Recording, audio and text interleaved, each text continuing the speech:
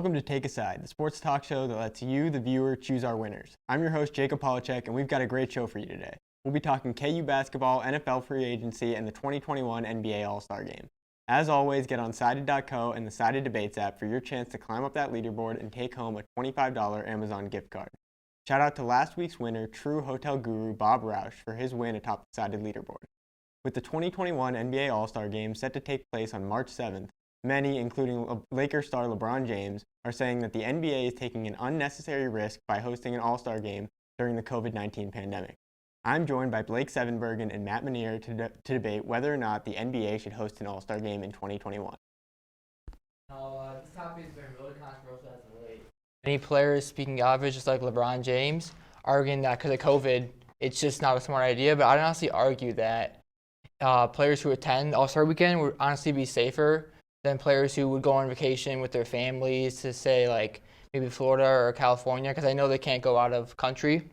Because you look at the bubble, last year in the bubble, we saw a huge success, and it's going to be similar to that this year. Adam Silver said it's going to be enhanced COVID testing.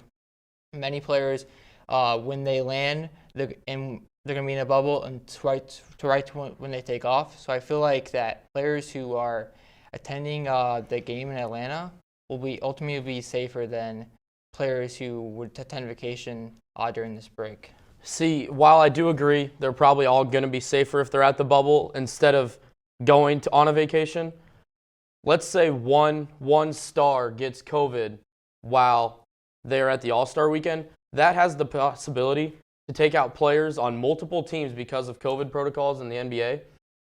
And there's already been 30 cancellations this season. The NBA's already had 30 game cancellations. Why not use an All-Star Weekend to either, one, give the guys a break, let them see their families, or two, make up some games that have been missed so far this season?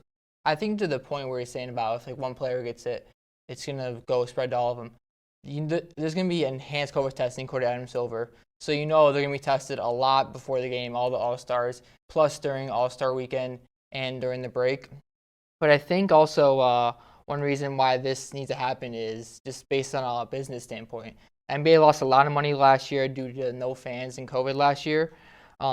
League missed out on 40% of revenue this year so far just because of fans. So I feel like, especially with the more people probably going to be tuning in on TV, a lot of money is there on the line. I think NBA needs to take it because they're ultimately a business, and we saw many businesses go down under last year. So I think NBA is making the right move, even though it's controversial. I think just from a money standpoint, it needs to happen. Yeah, I mean, I agree. Money is, obviously the NBA needs to make money after how the last year has gone. But multiple stars have said, we don't want to do this. We want a break.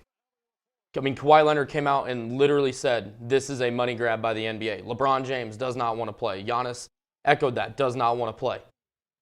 The NBA also, Adam Silver said the All-Star Game is their biggest fan engagement weekend of the year, but there's no fan engagement for the weekend when it's a one-day thing, and there's no fans. I mean, why do the All-Star Game with no fans and only have it in one night instead of making a whole weekend out of it? Adam Silver, he was on the NBA on TNT last week, and he talked about this issue where he's saying they brought up a topic about, there's going to be no fans there.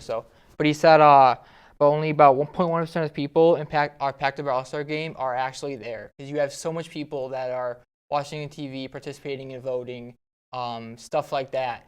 So even though there's not going to be any fans, actually there'll be 1,500 fans. There'll be healthcare workers, which is a great idea, plus people from HBCU colleges. So even though there's going to be not like a ton of fans, I think fans are going to really tune into this event and really make a difference in this event. I agree. I think it'll be a huge ratings weekend probably for the NBA. Highest, probably ever. Yeah, NBA will make a ton of money ratings-wise, but at what expense? Like I said, there have been so many negative things going on in the world right now. The NBA has had so many pauses, cancellations game-wise, that the players want to break, and many players have said they want to break. They're at the point right now where they feel like an All-Star Game is the NBA not caring about the players and only caring about the money. I feel that's just a good point. I feel like just to the fan side, we saw last year the All-Star Game was a huge success, especially since they changed the format. I believe it's going to be the same this year. So just based on a fan's perspective, it's going to be really interesting to watch because the amazing players. And just like the last year, the ending to the game was amazing. So I feel like this is going to be fun to watch, even though very controversial. I'm so excited to see what's going to happen.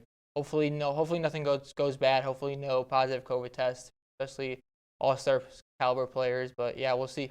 Yeah, I'm excited to see how it turns out. I'm excited to see what happens with the players, and we will be back after a break.